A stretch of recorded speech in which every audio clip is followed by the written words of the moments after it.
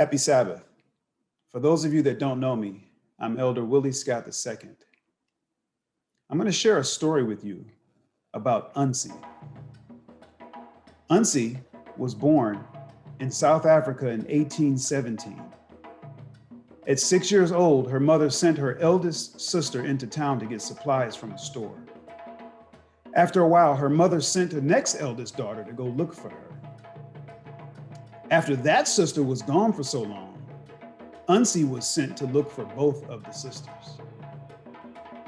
While on the way into town, Unsi saw something red waving in the bushes.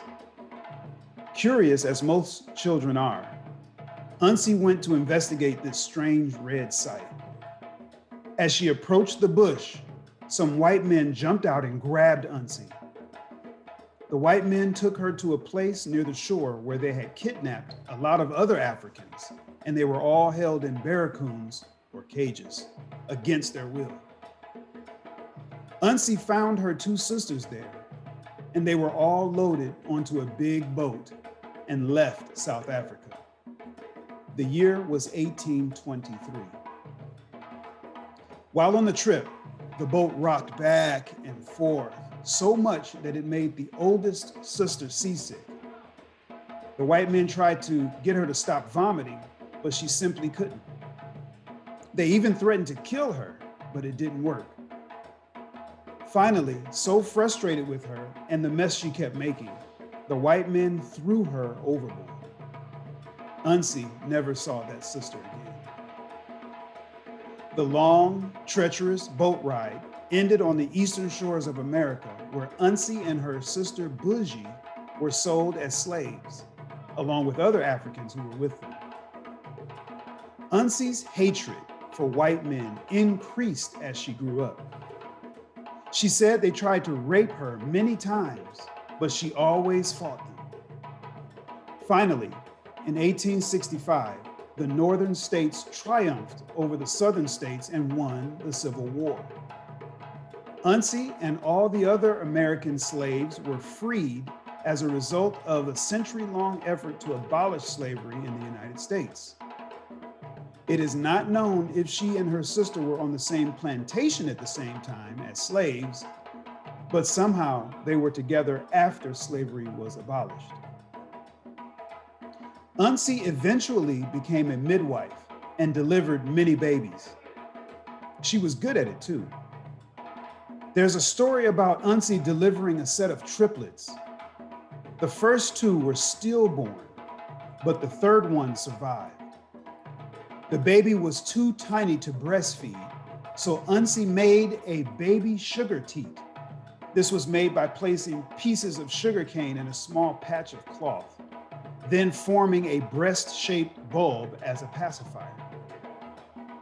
Unsi also made the baby an incubator to keep her alive and warm. This triplet was so tiny that a shoebox served as her cradle. The baby survived, and when she grew to be 7 years old, Unsi died. Unsi was at the ripe old age of 110 years old when she passed. However, her memories of love lived on by the stories passed down throughout the years. That baby, the lone survivor of the set of triplets, that was my grandmother. Little did my grandmother know that she sat on Unsi's lap receiving the love and listening to her grandma talk, that she was really documenting history, Black history, our history. There are many Black Americans whose story sounds similar to this one. Even if we don't know all the details about the ancestors, we should never forget our African heritage, our ancestors' contributions, or what they did for each of our families and the communities that they served. So as we celebrate Black History Month, let's remember that our rich history does not begin with slavery. We were kings and queens, scientists and physicians, mathematicians and philosophers, architects and musicians, artists, athletes, and warriors, and we had thriving communities.